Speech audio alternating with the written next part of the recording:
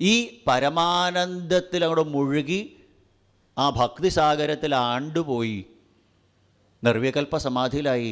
ഇനി യുഗങ്ങൾ കഴിഞ്ഞിട്ടേ ഉണരുള്ളൂ.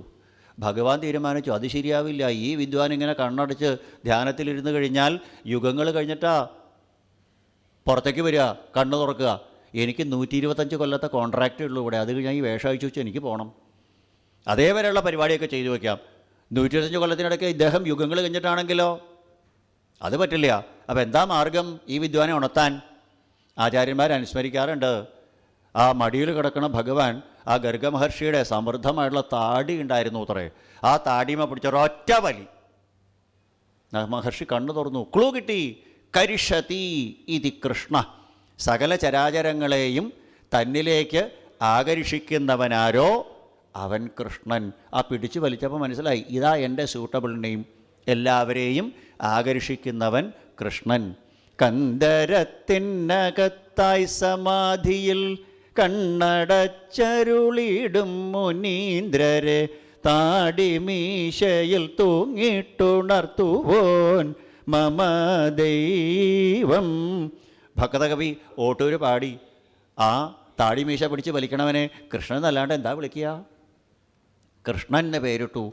നന്ദഗോപരെ എന്ത് പേരിട്ട് വേണേ വിളിച്ചോളൂ, ഇതൊന്നും അദ്ദേഹത്തിന് ബാധകാവില്ല, എത്തില്ല.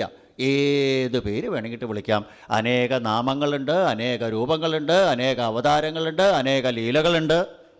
ഇതൊന്നും ലോക ജനതയ്ക്ക് മനസ്സിലാവില്ല. ലോകത്തിൻ്റെ മുമ്പിൽ ഗൂഢശ്ചരതി വൃഷ്ണിഷു ഗൂഢംബരം ബ്രഹ്മ മനുഷ്യലിംഗം.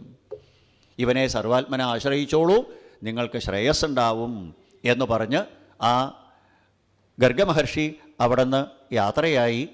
പിന്നീടാണ് ആ മലന്ന് കിടക്കുന്ന കുട്ടികൾ കമഴാൻ തുടങ്ങിയത്.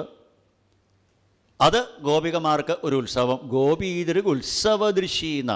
ഗോപികമാരുടെ കണ്ണുകൾക്ക് നിത്യ ഉത്സവമാണ്. എന്ത് കണ്ടാലും ഗോപികമാർക്ക് ഉത്സവമാണ്. ഭഗവാനല്ലേ മലന്ന് കിടക്കുന്ന ഉണ്ണികൾ കമന്നാൽ ഉത്സവം. ആ ഗോപികമാർ ലോകത്തിൽ ഒരാളെ ശപിച്ചിട്ടുള്ളൂ എന്നാ.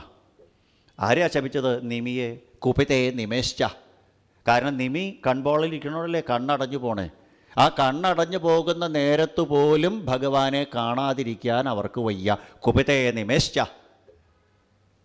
ഞങ്ങളുടെ കൺപോളകളിൽ ഇരുന്നുകൊണ്ടല്ലേ കണ്ണടഞ്ഞു പോണേ. ആ നിമിഷം പോലും ഭഗവാനെ കാണാതിരിക്കാൻ വയ്യ. അങ്ങനെ ഗോപീതൃഗ് ഉത്സവദൃശി. ഗോപികമാർക്ക് ഉത്സവമായിക്കൊണ്ട് ആ ഗോകുലത്തിൽ എല്ലാവരെയും ആനന്ദസാഗരത്തിൽ ആറാടിച്ചുകൊണ്ട് സാധാരണ ചേട്ടൻ എന്താണോ കാണിക്കുക അതാണ് അനിയൻ കാണിക്കുക. ഇവിടെ നേരെ തിരിച്ചാ. അനിയൻ എന്താ കാണിച്ചേ, ഏട്ടൻ അതാ കാണിക്കുക. യശോദമ്മ രോഹിണി 2 പട്ടുമെത്ത വിരിച്ച് അവിടെ കിടത്തിയിട്ടുണ്ട് 2 പേരെയും. അപ്പോൾ ഭഗവാൻ പറഞ്ഞു, ഏട്ടാ നമ്മളിങ്ങനെ കിടന്നാൽ പോരാ, മനുഷ്യക്കുട്ടികളായാൽ മലന്ന് കിടന്നാൽ കുറച്ച് നേരം കമഴണം. അതെങ്ങനെയാ കൃഷ്ണ? ദേ ഏട്ടൻ നോക്കിക്കോളൂ. ഭഗവാൻ അങ്ങോട്ട് കമഴ്ന്നാൽ ഏട്ടന് കമഴുകയായി. അങ്ങനെ കമന്ന് കിടക്കുന്ന കുട്ടികൾ മുട്ടുകുത്താൻ തുടങ്ങി. മുട്ടുകുത്തി നടന്നപ്പോഴാണ് എൻ്റെ പരീക്ഷത്തെ യശോദമ്മയുടെ രോഹിണിയുടെയും തലവേദന തുടങ്ങിയത്. മുട്ടുകുത്തി നടക്കുന്ന കുട്ടികൾ എവിടെയെങ്കിലും നിൽക്കുമോ? കനക ചിലങ്കകൾ കിലുക്കിക്കൊണ്ട്, പൊന്നിൻ ചിലമ്പുകൾ കിലുക്കിക്കൊണ്ട് കനകക്കിങ്ങിണി വളകൾ മോതിരം അണിയിച്ചിട്ടുണ്ട്. അപ്പോൾ യശോദമ്മ എങ്ങോട്ട് കണ്ണ് തെറ്റിയാൽ കണ്ണാടി പോലെ മിനുസമായിരിക്കുന്ന ഈ പ്രതലത്തിലേക്ക് ഒഴിവടക്കും. വേറൊരു കുട്ടിയാണ് എന്നുള്ള മട്ടിൽ മത്സരിച്ചോടും, മൂക്കുകുത്തി വീഴും, അമ്മേന്ന് വിളിക്കും. പണ്ടൊരു കവി എഴുതിയ പോലെ പട്ടിക്കു പെമ്പേ പതറി കുതിച്ചും തട്ടിത്തടഞ്ഞ ആശു കമഴ്ന്ന് വീണും. നാരദാദി മഹർഷിമാർ അവിടുന്ന് തുള്ളിച്ചാടുക. ഇത് കാണാനാ കംസനെ ഞാൻ ബ്രെയിൻ വാഷ് ചെയ്തേ. ലോകത്തിനെ സൃഷ്ടിച്ച് പരിപാലിച്ച് സംഹരിക്കുന്ന സച്ചിദാനന്ദ കട്ട ഒരു നവജാത ശിശുവിൻ്റെ രൂപത്തിൽ, ഒരു ബാലകൻ്റെ രൂപത്തിൽ ഇങ്ങനെ കാണിക്കണം. ഭഗവാനെ ഇതൊക്കെ ആരാ പഠിപ്പിച്ച് ഇങ്ങനെയൊക്കെ അഭിനയിക്കാനായിട്ട്? നാരദ മഹർഷിയും 33 കോടി ദേവന്മാർ അവൾ മുകളിൽ നിന്ന് ആനന്ദസാഗരത്തിൽ ആറാടണോ പരീക്ഷത്തെ? ഭൂമണ്ഡലത്തിലെ ജീവികളെ മാത്രമല്ല, 33 കോടി ദേവന്മാർ, പ്രഹ്ലാദാദി അസുരന്മാർ, യക്ഷന്മാർ, കിന്നരന്മാർ, ചരണന്മാർ, സിദ്ധന്മാർ, ഗന്ധർവന്മാർ, അപ്സര സ്ത്രീകൾ, ഗഗനചാരികൾ മുഴുവൻ ആകാശത്ത് നിൽക്കണു. ഭൂമണ്ഡലത്തിൽ മുഴുവൻ ഗോപന്മാരും ഗോപികമാരും മുമുക്ഷുക്കളും മഹർഷിമാരും മുഴുവൻ എല്ലാവരെയും ആനന്ദസാഗരത്തിൽ ആറാടിച്ചുകൊണ്ടാണ് മുട്ടുകുത്തി നടക്കാനായിട്ട് തുടങ്ങിയപ്പോഴാണ് യശോദമ്മയുടെ മറ്റുള്ള ഗോപന്മാരുടെ തലവേദന തുടങ്ങിയത്. ശൃംഗ്യഗ്നിദംഷ്ട്യസി ജലദ്വിജ കണ്ടകേഭ്യ. എന്ത് സാധനം കണ്ടാലും ഈ കൊച്ചു കുട്ടികൾ കയറി അങ്ങോട്ട് പിടിക്കും. ഗൃഹ്യാണി കർത്തുമപി യത്ര തജ്ജനന്യോ ശേകാത ആപതുരലം മനസോനവസ്ഥാം. മനസ്സിരുത്തിയിട്ട് ഒരു ജോലി ചെയ്യാൻ പറ്റില്ല. ഭഗവാൻ ഇങ്ങനെ മുട്ടുകുത്തി ഇങ്ങനെ നടക്കുമ്പോഴാണ് ആ ഗൃഹത്തിൻ്റെ മുമ്പിലായിട്ട് ഒരു കറമ്പി പശുവിനെ നിർത്തിയിട്ടുണ്ട്. ആനക്കുട്ടിയുടെ വലിപ്പമുണ്ട്, വലിയ കൊമ്പുകളായിട്ട്, കണ്ടാൽ തന്നെ പേടിയാവും. ആ പശുവിൻ്റെ അടുത്തേക്ക് ഭഗവാൻ മുട്ടുകുത്തി ചെന്നു. ഭഗവാന്റെ മുമ്പിൽ ചെന്നാൽ നമ്മളെന്താ ചെയ്യുക? തലകുനിക്കും. ആ പശു അതെന്നാ ചെയ്തേ? തലകുനിച്ചു ഭഗവാനെ കണ്ടപ്പോൾ. ബഹുഭാഗം വട്ടപാള് പോലെ 2 കൊമ്പ് ഭഗവാൻ അതുമ്മ കയറി അങ്ങോട്ട് പിടിച്ചു. അതുമ്മ കയറി അങ്ങോട്ട് പിടിക്കേണ്ട താമസം അവൾ തലയങ്ങോട്ട് പൊക്കി. ഭഗവാനെ നിർത്താൻ പഠിപ്പിച്ച ടീച്ചർ ആ കറുത്ത കറമ്പി പശുവാണ്.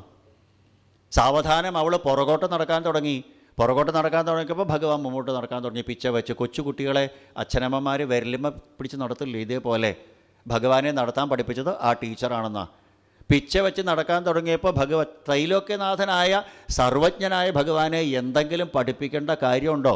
ഇനി നമുക്ക് കാണാം, ആ സന്ദീപനി മഹർഷിയുടെ അടുത്ത് നിന്നിട്ട് 64 ദിവസം കൊണ്ട് 64 കലകൾ പഠിച്ചു എന്ന്. എന്നിട്ട് സന്ദീപനി മഹർഷി പറയും, സർവജ്ഞരായിരിക്കുന്ന നിങ്ങളെ ശിഷ്യന്മാരായി കിട്ടിയ എനിക്കാണ് ഭാഗ്യം, നിങ്ങൾക്കറിയാത്തത് വല്ലതും ഉണ്ടോ എന്നാ. അങ്ങനെ സർവജ്ഞനായ ഭഗവാൻ ഒന്നും അറിയാത്ത കൊച്ചുകുട്ടിയെപ്പോലെ പ്രവർത്തിക്കണു. ആ പശുവിൻ്റെ കൊമ്പും പിടിച്ചങ്ങോട്ട് നിന്നപ്പോൾ പശു പുറകോട്ട് ഇരുന്നപ്പോൾ ഭഗവാൻ മുമ്പോട്ട് നടന്നു.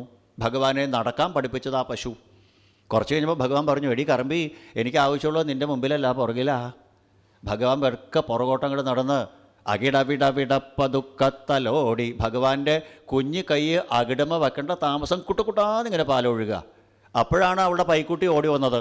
ആ പൈക്കുട്ടിയെ ഇടത്തേക്ക് കൊണ്ട് തല്ല് മാറ്റി വലത്തെ കൈ കൊണ്ട് അകിടും അങ്ങോട്ട് തലോടി നിന്നങ്ങോട്ട് പാല് കുടിക്കുക. നാരദാദി മഹർഷിമാർ നിന്നങ്ങോട്ട് തുള്ളിച്ചാടണു. ഭഗവാൻ അങ്ങനെ പൈക്കുട്ടിയെപ്പോലെ മുട്ടുകുത്തി നിന്ന് പാല് കുടിക്കണ നേരത്താണ് ഭഗവാന്റെ മനോഹരമായ ചുമന്നു കൊടുത്ത കുഞ്ഞി ചന്തിയുമേൽ ആ പശു നക്കിയതെന്ന അഖിലം മധുരം മധുരാധിപത്തെ എന്ന് കവികൾ എഴുതിയിട്ടുണ്ട്. ഭഗവാന്റെ ശരീരം മുഴുവൻ മധുരാണോ എന്ന് നോക്കണ്ടേ, ടേസ്റ്റ് ചെയ്യട്ടെ.